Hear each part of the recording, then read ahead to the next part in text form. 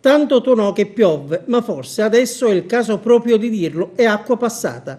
Sarebbe stata certamente gradita, accolta quasi come una manna dal cielo in periodo di siccità, quando il rischio desertificazione era ad un passo dal concretizzarsi. La metafora riguarda le dinamiche del cupo, il cui argomento approda in aula, ora che il peggio sembra essere passato o comunque il corso è stato tracciato.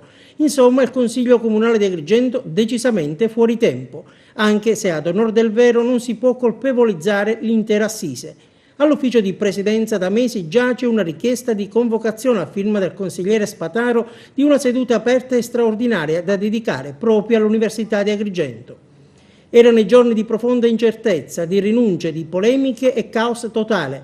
Magari i vertici di Aula Sollano avranno pensato meglio aspettare le schiarite. Sarà un caso, fatto sta che puntualmente, ora che almeno apparentemente sembra essere tornato il sereno, anche se le nubi restano pressantemente in agguato, da Palazzo dei Giganti si leva la fumata bianca. È notizia di oggi che il vicepresidente del Consiglio Comunale Gianluca Urso ha deciso di inserire tra i punti all'ordine del giorno della prossima seduta del Consiglio Comunale fissata per l'11 ottobre la discussione sulla situazione del Consorzio Universitario di Agrigento.